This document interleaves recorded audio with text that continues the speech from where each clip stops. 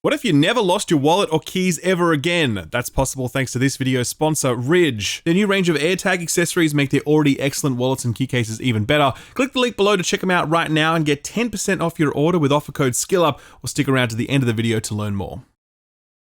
Gamers, can we go just 1 week without absolutely massive news breaking like 30 minutes after I upload? Come on, just one time. I thought we'd get a moment of reprieve after missing that Unity news, which dropped just prior to uploading, but no. No sooner had I put out that episode about Unity than Xbox goes and uploads the equivalent of like 3 E3s worth of announcements, all in perfectly perusable PDF form. They just uploaded it for all to see, one of the biggest oopsies in the history of video game leaks, because unlike that Nvidia leak from back in the day, this one was self-inflicted. Alright, fair warning, this is going to be another long episode because there's a lot here, and I'm really not exaggerating when I say that this is one of the biggest leaks in video game history. Let's take it from the top, shall we? So, we all know that Microsoft have been fixing to buy Activision Blizzard King for a long ass time now. Years of regulatory hurdles jumped in different jurisdictions, a fight with the US FTC, which the FTC lost, and another with the UK CMA, which didn't break Microsoft's way. The UK effectively blocked the deal, but Microsoft came back to the table with new concessions relating to cloud, and funnily enough, Ubisoft saved Microsoft's bacon here. The proposal was that Ubisoft would handle distribution of Activision Blizzard King games through cloud platforms in the UK, thereby reducing the risk that Microsoft would become a cloud monopoly. The CMA appears to be happy with that proposal, and this week they conditionally approved the acquisition. That news got a little buried this week under all of the other stuff, but this is very big. In effect, Microsoft has won, and the acquisition of Activision Blizzard King now faces no further roadblocks. It will almost certainly happen. All your franchises are belong to Phil. So while that was happening, the vestiges of the battle with the FTC were still washing through the legal system. Microsoft and the FTC both had to submit new documents to the court after a previous redacting issue saw classified information leak. Remember that one? How someone drew over the development costs of major first-party Sony games with a basic Sharpie and you could still read the numbers underneath? Well, Sony may have been a little bit pissed about how those numbers were revealed, but given what that reveal would eventually lead to, I reckon Jim Ryan's gonna make that Sharpie Employee of the Month. How it went down is this. All of a sudden, highly confidential Microsoft documents started spilling out over every corner of the internet. At first, everyone assumed that the FTC was to blame because why would Microsoft leak their own secrets, right? But the FTC were quick to deny responsibility, and yeah, it was Microsoft. This is probably a bit too much in the detail, but it's really interesting. The way this happened was that there were various PDF files, and if you opened them in a browser, then they were fine. But if you opened them in Adobe Reader, then for some reason, all of these additional secret files became visible. So it almost seems like Adobe's to blame here, at least a little bit. Adobe, not just great at crashing your Premiere Pro files, also great at crashing your company's 5-year strategy as well. Okay, so that was all the setup. What was the leaked material? So, it kind of falls into 4 buckets. There's hardware plans, software plans, Game Pass intel, and juicy corporate gossip. That's my favorite bit for sure. We'll do the hardware first. Meet the new Xbox. It's right here. It's just here. This is it.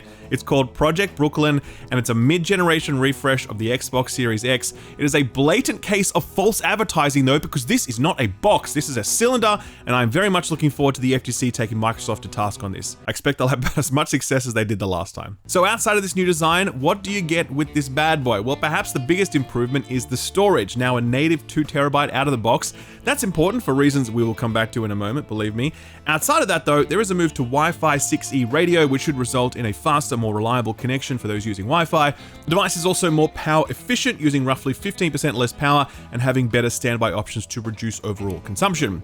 So remember that 2 terabytes of storage? Well, you're gonna need it because there is one big thing missing from this upgrade, and it's kind of important if you care about buying your games on disc. This thing is adorably all digital. Those aren't my words, mind you. That was whatever marketing goon whose ever job it was to put a positive spin on the fact that Microsoft was abandoning physical media. Adorably all digital? What the fuck is that? Think anyone's ever looked at their laptop and said, oh, it hasn't got a disk drive? How adorable. What the fuck's the matter with you people? Anyway, this is actually a really big deal because this is the first time that a platform holder has made their premium console product an all digital offering. Yes, the Series S has been an all-digital product from the start, and the PS5 has had an all-digital option, sure, but Brooklyn will be the best Xbox that money can buy, and it will ship without a disk drive. if that doesn't raise alarm bells about the future of physical media, then I don't think anything will. Now, to be clear, it might be possible for Microsoft to sell an external disk drive at some point. Part of this leak was a view of their upcoming hardware releases for the next 5 or so years, and yeah, there is no external disk drive listed there. There's also the option for Xbox to bring the disk drive back in the next generation of Xbox consoles, but I feel like if they're going to make the jump here and now with Brooklyn, I worry that's a Rubicon they have no interest in recrossing. We could talk a lot more about this, and I expect that we will do so over the coming months and years, but for now, I think we should move on. So there was one other big reveal attached to Project Brooklyn, and it was this. Meet Seeble, the new Xbox controller that will be the default Xbox controller going forward. It's kind of a big deal, to be honest, and definitely a lot more interesting than Project Brooklyn is. For one, it's got a slight aesthetic redesign with a sort of domino-esque two-tone theme going on. I like it. It has some nice quality of life features, like the fact that it'll automatically wake up as soon as you pick it up. It comes standard with a rechargeable battery, and you can also swap that battery out if its charge capacity starts to fade. Modular thumbsticks is also a feature we can expect. The Xbox Elite controllers currently offer this. It's the ability to swap out those sticks for different options. More importantly though, Microsoft has listed improved longevity when talking about the thumbsticks, which could relate to technologies that might mitigate stick drift. We're getting to the really good stuff now though, direct to cloud connectivity. Okay, so what the fuck does this mean? It's kind of tricky to explain, but if you want to play a game in the cloud, you actually want the controller to connect directly to the cloud rather than the console first and then the cloud. It reduces a step in the process that would add input latency, and the fact that Seeble does this sets Microsoft up for a cloud-enabled future. More on that very soon. One snazzy feature is an accelerometer, which should give gyro-like functionality. That's awesome because it's long been a godsend on PlayStation controllers, and it's nice to see Xbox finally catching up. Finally, and easily the most exciting feature of all, precision haptic feedback is coming to Xbox. If you've ever used a PS5 DualSense in a first-party Sony game, you'll know how good those haptics feel. They definitely add something over and above typical rumble. I mean, I was just playing Spider-Man 2 the other week, and there was this sequence where I was controlling a spider bot and feeling the little tinkle of each of its pointed steel toes as I walked through this air duct. It felt great, and with both major controllers now supporting this tech, we can only hope that it becomes the default approach to controller feedback in the future. So when should we expect all of this to drop? Well, luckily the documents give us a time frame for that. September next year is when a 1TB Series S will drop, along with the new Seeble controller, and Brooklyn, the refresh of the Xbox Series X, will drop around November, just in time for the holiday season. But what other hardware might Xbox be cooking up right now? Well, thanks to this handy pyramid, we know Xbox are currently working on a dedicated cloud streaming console called Project Keystone, though that was leaked some time ago. They're working on a new wireless headset called Project Parkview. They also have plans for an Elite controller and a luxury controller, whatever the hell that means. But those projects are not currently funded, so they're more thought bubbles for now. They also flagged something called Audio Portfolio Expansion, but it's unclear exactly what this means. Finally, on the matter of a dedicated Xbox handheld, I've got bad news for you. It's probably not happening. Microsoft clearly list handheld as not in scope for first party at the tippity top of this pyramid. It's unsurprising given Nintendo's stranglehold on the handheld market and the fact that in this cloud-enabled future that Microsoft are pinning their hopes on, handhelds make a lot less sense since your phone or tablet provide you unfettered access to that way of playing. Phew, okay, let's take a breather. So right now, we know Microsoft's plan for a mid-gen refresh, new controller, and other hardware projects they've either ruled in or out. That's a lot to take in, isn't it? Well, I hope you've recovered, because here come the details for the next-gen Xbox planned for sometime in 2028. For real, this happened. Oh man, there's not a huge amount of detail here, but it's just enough for us to be able to conclude that Microsoft plan to co-develop the GPU with AMD, continuing that partnership. The graphical processing technology side of things is a lot more interesting though. Microsoft are committing to things like DirectX ray tracing, global illumination, and super resolution technologies, all of which are ubiquitous on current-gen PC hardware, so it makes sense that consoles play catch-up next gen. None of this is particularly surprising, to be honest, since we should always expect next-gen hardware to be more powerful than the last, offering more features, yada yada, but here's where things get interesting. A separate slide lists the next-gen hardware as offering cloud hybrid games. So what does that mean? Well, it's a dream that goes all the way back to the Xbox One era, where Microsoft promised that games would combine local processing on your hardware with the computational power in the cloud to give games more total processing bandwidth. Imagine an open world game like Cyberpunk where all of the crowd behavior was actually being processed in the cloud. That would allow game makers to do more ambitious things with stuff like crowd density, their intelligence, their interactions with each other, etc. It is an exciting prospect that Microsoft has for years promised to deliver, but never has. Apparently, the next-gen Xbox will be the one to do it, but given that they've promised it for the better part of a decade, I'll believe it when I see it. Okay, so remember how I said that all of these leaks fall into 4 categories? That was just the first category, okay? We still got 3 to go, so strap in. How would you like to know everything that Bethesda are planning to release for the next 5 years or so? Well, Microsoft are only too happy to oblige. Here's the list. It's got everything. You know that Oblivion remaster which was rumored? It's all but confirmed now, appearing on this list. We should expect some Starfield DLC next year as well, though interestingly, no more is listed after that, so watch this space, I guess. What about further ahead? Well, id Software, makers of Doom, have been quiet since the release of Doom Eternal a number of years ago. If this document is still accurate, then the next thing we should expect from them is something called Doom Year Zero. Is it a sequel, a prequel, a reboot, a throwback boomer shooter? We got no idea, but at least we know that id are sticking with Doom for now, rather than pivoting to Quake as many guess they might. Things start to get even wilder when we fast forward even further. There were rumors of a Fallout 3 remaster that surfaced recently, and they've been all but confirmed here in this leak. Ghostwire Tokyo from Tango Works is apparently getting a sequel, which is fantastic because the world design and bestiary of that game was awesome, but the rest of it was not as good. Definitely a world that deserves the sequel treatment, and it's great to see Tango Works sticking with it. Here's the big one though, and I still can't believe it's true. Dishonored 3 is on the way from Arcane Studios. This is almost certainly from Arcane Lyon, the team behind Dishonored and Deathloop, not Arcane Austin, the team who just released the cataclysmically disappointing Redfall. Dishonored has always been a critical darling, but never a sales powerhouse, to the point where Arcane said they would probably move away from the immersive sim genre. Clearly, they've reconsidered that perspective, no doubt helped by the fact that Microsoft have since acquired them, giving them both long-term financial security and the freedom to make whatever the hell they want. Dishonored is such an important franchise, one of the pillars of such an important genre, and I'm so glad that Arcane are keeping it alive. Love to see it. Interesting tidbit to check out of all of this stuff. Yep, Starfield was absolutely meant to come to the PS5, but then it got converted to an Xbox and PC exclusive when the acquisition went through. We'd long suspected as much, but these recent documents confirm it. Similarly, The Elder Scrolls 6 is off the table for PS5. Phil Spencer has slyly kept the dream alive to this point, but these recent documents also confirm that Microsoft have every intention of making the next Elder Scrolls game an Xbox and PC exclusive. Again, no surprises there. Getting into the dollars and cents of all this briefly, Microsoft also managed to leak their revenue forecast for the next 7 years. Good job there. It shows they expect modest hardware growth, rising by only $3 billion between now and FY30. The big growth will come in the form of game sales and in-game transactions, which will rise $6 billion, subscriptions, which will nearly double from $4 billion to $8 billion, as well as new revenue streams from mobile gaming and advertising, which is curious since advertising hasn't been a thing to this point. Are we talking in-game ads? Is this about advertising on Xbox's various storefronts or in Windows? I don't know, but Xbox plan to make roughly $1.5 billion a year in ad revenue in 2030, so expect more ads. The subscription talk brings us to the third leak bucket, Game Pass. Now, obviously, we know that Game Pass is increasingly essential to Xbox's plans, but it's always felt like a bit of a black box for us since we don't know how much Microsoft are pulling in versus what they are paying to get games on the service. Well, again, thanks to the documents, we now know that Microsoft is making around $230 million a month from Game Pass.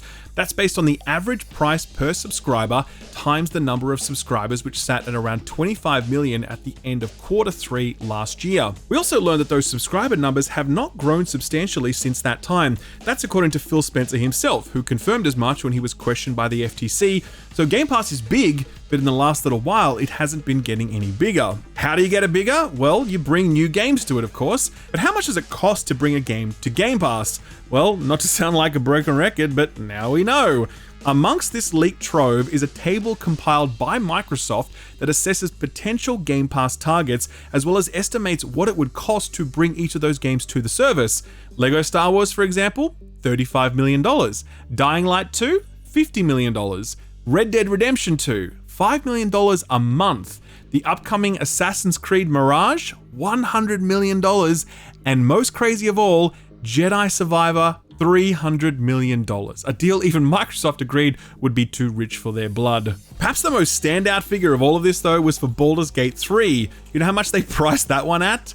$5 million. I think it's safe to say that Microsoft underestimated that one just a little bit. But then again, even Larian's publishing head admitted that basically everyone underestimated Baldur's Gate 3, so there were no hard feelings there. All right, on to the final bucket. This is the fun one, the Corpo Goss. Here we go. So first of all, we learned that Phil was feeling pretty confident about Xbox's prospects when the PS5 was first revealed. He emailed his boss, Satya Nadella, and he had this to say, quote, "We have a better product than Sony does, not just on hardware, but equally important on the software platform and services on top of the hardware. We have the ingredients of a winning plan," end quote. He'd go on to say that the battle was by no means won, but he did declare it a good day for Xbox. That level of enthusiasm makes a lot of sense. I mean, it's not like Phil's gonna email his boss and be like, "Yo, we're fucked. Can I get a severance payout, please? Thanks." But I also think that Xbox did have a good day that day, and Microsoft's success this generation is a testament to the fact that Phil was largely correct about Xbox having a very competitive strategy. Separate to this, we got a view on what Jim Ryan thinks of the Activision Blizzard King deal. His comments were made during an interview last year, which was previously redacted, now unredacted thanks to this leak.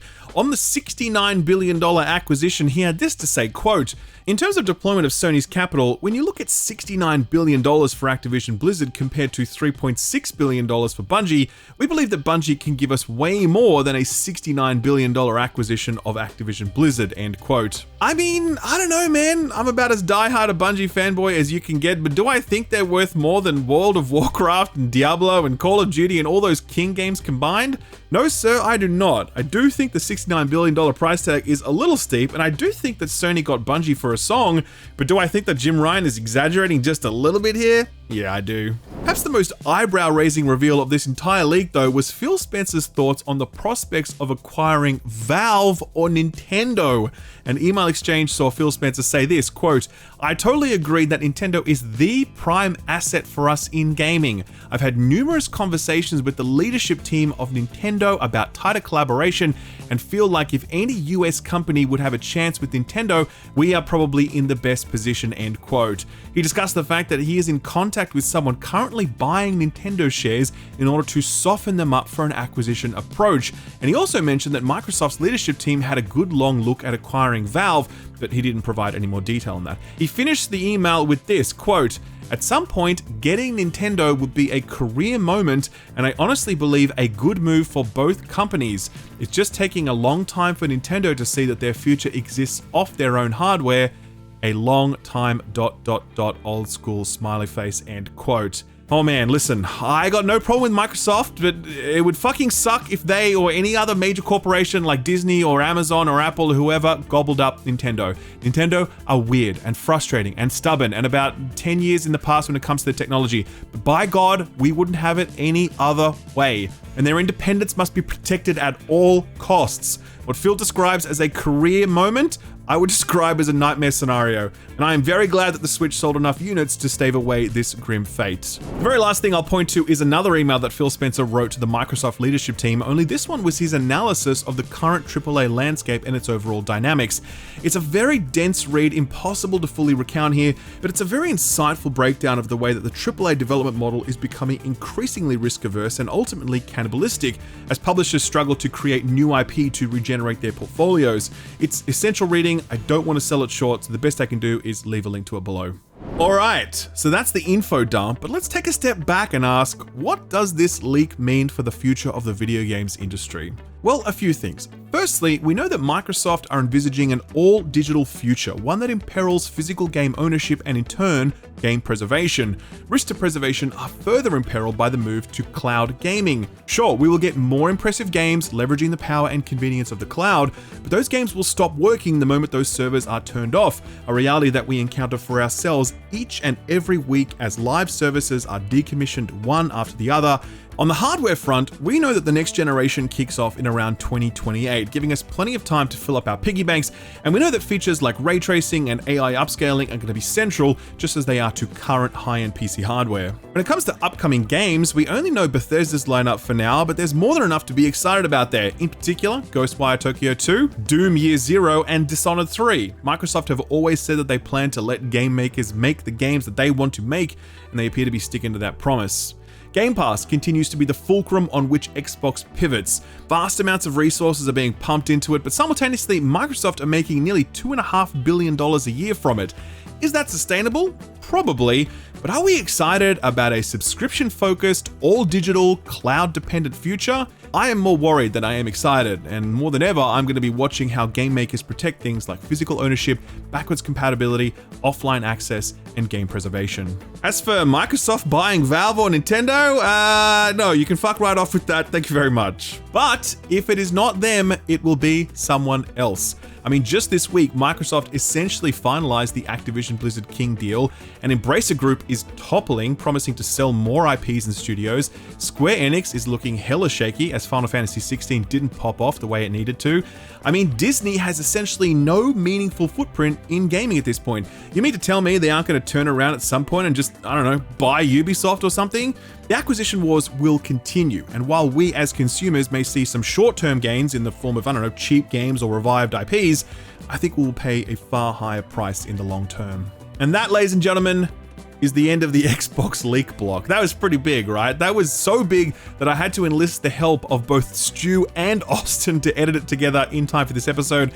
If you found it interesting, learned a few things, we would really love it if you dropped the video a like. It makes us feel all warm and fuzzy, and it would just be great. Thank you.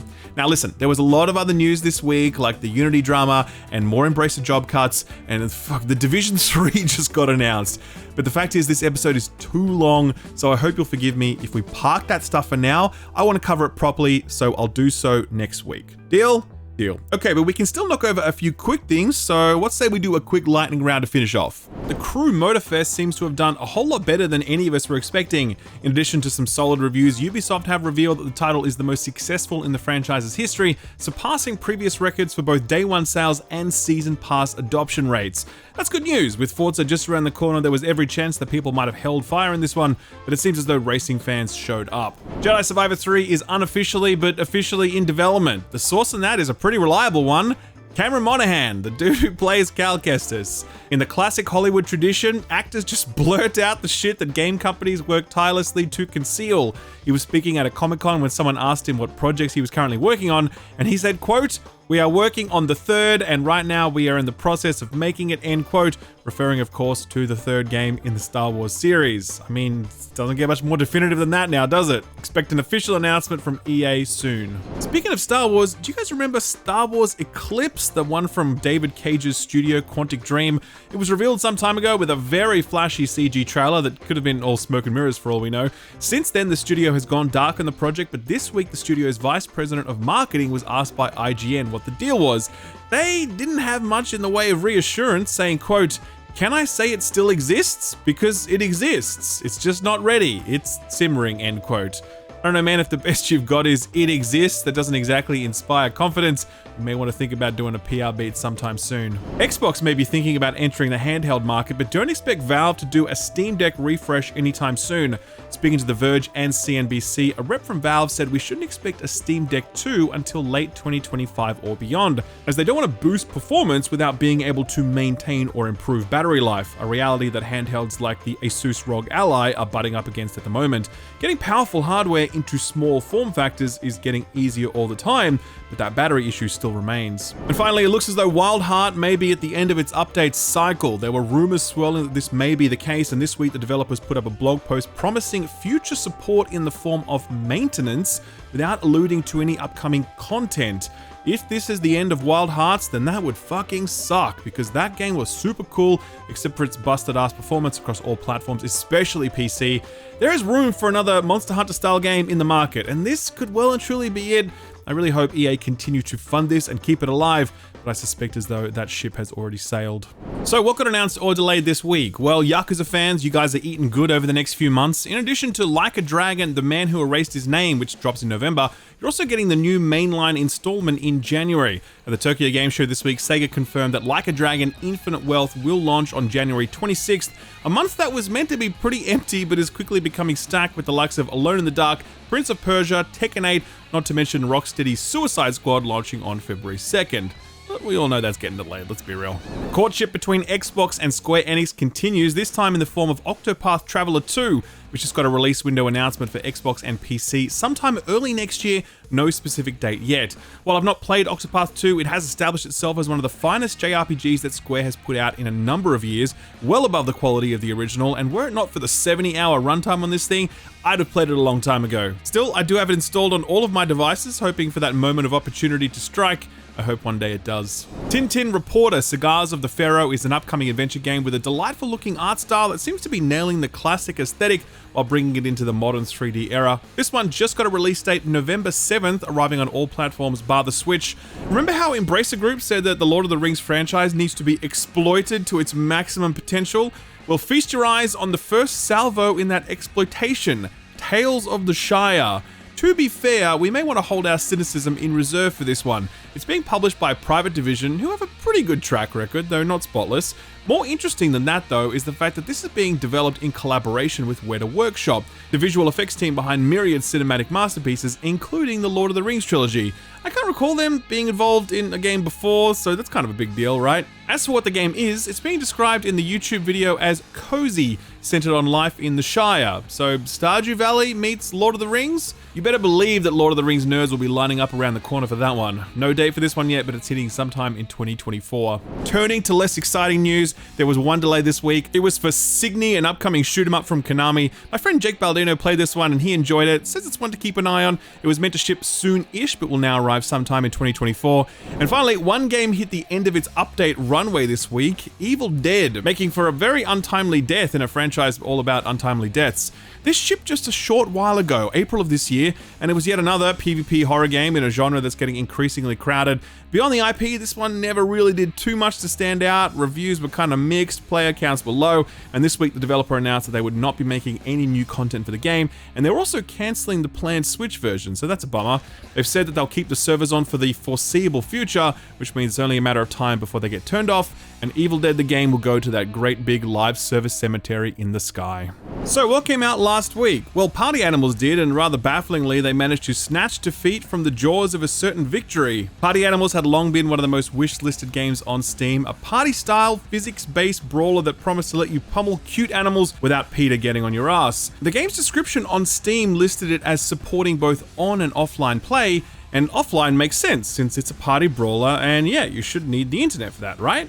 Wrong. As soon as the game went live, people noticed that it was an online-only title. You could still play Couch Versus, but you had to be connected to the internet in order to do that, which is not what was advertised. The developers put up a blog post saying that because English is not their native language, they misused the term offline play, treating it as synonymous with local versus, rather than its more accurate definition of not requiring any internet at all. They did apologize, but the damage is done to the game's user rating. It's sitting at a mixed 62% on Steam. Critics are a lot kinder to it, putting it at a strong 76 on OpenCritic. Twinfinite scored this one a 4 out of 5, saying, quote, "While not absolutely groundbreaking, the game definitely brings a clever formula of its own making that is well curated, clearly made with love, and incredibly enjoyable to play," end quote. Most reviews read like this. It seems like a pretty safe bet so long as you aren't too hung up on that online requirement. Witchfire arrived on PC in early access this week. No Steam reviews for this one as it's an Epic exclusive for now. Very few critic reviews as well, given that this is an early access title. General word on the street though is that it has good bones, but it needs a lot more time in the oven as the content offering is quite lean even for an early access release. Austin's currently playing through this one, so be sure to keep an eye out for his coverage soon, or just hit the subscribe button, ding the bell. That way you'll know the minute that video goes live. Warhaven released into early access last week, exclusive to PC. This is a free-to-play live service style medieval brawler with a fantasy bent. It looks fun, but it seems like it too needed a lot more time in the oven. It's sitting at a mixed 58% on Steam, with many negative reviews pointing to plenty of balance and technical issues that it seems will take some time to iron out. Maybe worth sticking with Mordhau or Chivalry for a little while yet. Speaking of rocky launches, Payday 3. Oh man, this did not go well. So Payday 3 was always setting out to be just more Payday, which everyone was on board with, but the latest installment made one crucial addition: always online. There was no way to play this offline at all. It is a 100% server-based game, no peer-to-peer, that's it, just the server. So that kind of sucks in the first instance, but it sucks even more when those servers don't work, and people who paid $70 for a game straight up can't play it for no good reason.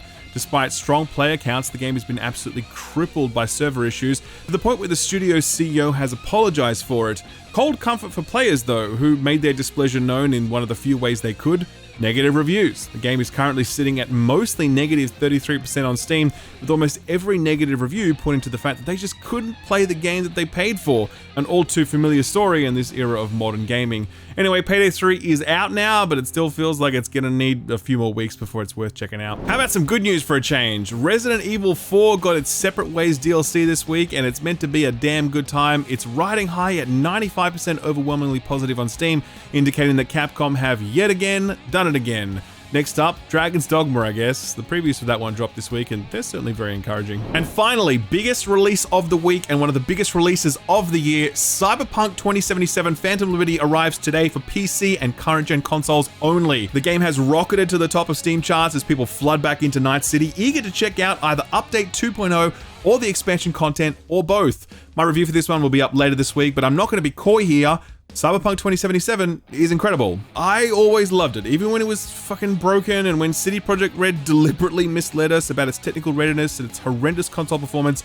I still loved Cyberpunk then, despite its issues, and I love it even more now as so many of its systems have been improved and overhauled, as Dogtown gives us a gorgeous new space to explore, and the Phantom Liberty storyline gives us all new characters to meet. I'm not the only one who thinks this, by the way. Phantom Liberty sits at a mighty 88 on OpenCritic, with numerous outlets scoring it a 9 or 10 out of 10. It caps off an incredible story for this game and this studio, and if you want to hear more about that, then we actually interviewed the game's director, Gabe Amantangelo, this week on the Friends Per Second podcast. It was a really interesting chat. I really recommend checking it out. I'll leave a link to it below the like button. So what's coming out this week? Definitely a little quiet, actually. Things taking a bit of a breather before we hit Broketober and all hell breaks loose. There is some Sonic Frontiers DLC dropping though. It's a free update that adds new story, new challenges, and also lets you play as Tails, Knuckles, or Amy. That drops on the 28th, and yeah, it's free. That's pretty cool. Cocoon is one you may want to keep an eye on. So this one comes from Jeppy Carlson, the lead gameplay designer of both Inside and Limbo. They and the art director for those games went their own separate ways to work on new projects. This is one of them. It's a stunning looking puzzle game that does some very funky things with size and perspective. It's been published by Annapurna Interactive, one of the best indie labels working right now, with a string of hits to their name. This could be pretty special if it all comes together, as we hope it does. It's hitting all platforms on the 29th, and it will be day one on Game Pass. EA is shipping their very first post-FIFA football game this week. Now called EA Sports FC, it's a huge move for the company since FIFA is literally the rock that EA was built on and is built on. It accounts for roughly 25% of their annual revenue each year, and for the first time ever, EA will ditch the FIFA label and do their own thing. It is a much less risky move owing to the incompetence of football's governing body, who have turned to a variety of low-grade NFT projects on which to pin their hopes for the next license offering. I suspect EA will take an imperceptible hit on this, and FIFA is going to wish they didn't play so hardball at the negotiating table.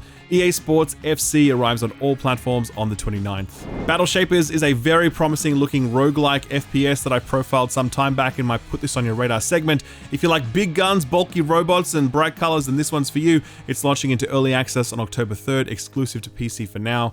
Hold on to your penis. No, wait, that's exactly what I mean, because Scorn hits PS5 on October 3rd. My comment will make a lot more sense when you play it. Trust me, there's a lot of penises in this game. And finally, New World gets its very first expansion on the 3rd. It's called Rise of the Angry Earth, and it adds all the stuff you'd expect an MMO expansion to add. Gear and regions and level cap, etc. Have to wonder if this is make or break for New World. So much of its momentum lost after that massive launch. With Amazon hard at work on other MMO projects, I wonder how much appetite they have to keep this one going. Watch this space, I guess. Hey, put this on your radar.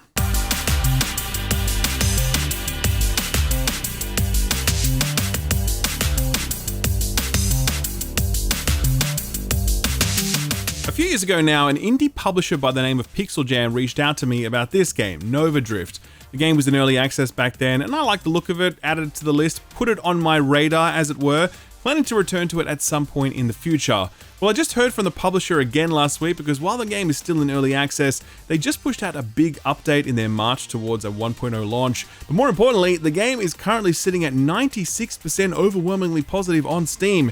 You don't get that sort of score unless you are A, an anime visual novel dating game, or B, a really good video game. Based on the gameplay I'm seeing here, I'm gonna guess it's the latter. It's kind of hard to explain this one over and above what you can see on the tin. It's a shoot 'em up and it has a clean neon-infused aesthetic, and you roll around the screen collecting upgrades until you get zapped clean out of the sky. It's not for everyone, but I grew up on this sort of stuff and I love it, and it's nice to see this genre is still kicking all these years later. If this one tickles your fancy, you can pick it up right now in that early access, but if you'd like to wait for that 1.0, then be sure to wishlist it. I've profiled it over on my Steam Curator page, which also has links to all of the other put this on your radar stuff I've recently covered. I'll leave a link to all of that below the like button. Sort of free stuff time now, and it's the last week of the month, so be sure to grab your PS Plus and Prime games before they disappear. No more games with gold to worry about. Rest in peace, King. Gone before your time. You will be missed. Epic's still giving away games for some reason though, so who are we to turn them down? Right now you can grab the lovely looking Out of Line, a puzzle game with a charming hand-drawn art style, as well as the Forest Quartet, another puzzle game, only this time about a recently departed lead singer who visits the members of their band for one final farewell gig. Kind of a nice setup. Grab that quick though, because on the 29th that'll be replaced by Model Builder, giving you the thrill of model building without the accompanying bankruptcy, as well as Solstice, a very gritty, grimdark hack-and-slash action game that got some fairly decent reviews when it launched last year. Only other shout this week is for Game Pass, which got quite a bit of stuff this week actually. Party Animals is on there. The Lamplighters League is a pulpy spin on XCOM style tactics. That's a day one release on Game Pass when it launches on October 4th. Payday 3 is also on there, but yeah, the servers are still on Struggle Street. And Cocoon is yet another day and date release on Game Pass. Most interesting of all though is Gotham Knights, which hits the service. To be honest, this is kind of the perfect Game Pass game. It's the sort of thing you might want to dip your toe into to check out its flashy visuals and passable writing and characters, but you probably want to dip back out before the grindy open world bullshit and frustrating enemy design sets in. It's not a terrible game by any means, nor is it great. Some people loved it, most didn't. At that Game Pass price point, it makes it easy to try it for yourself and make up your own mind. Our feel-good story for the week, it's gotta be quick. Look how long this episode is, my god. So here we go.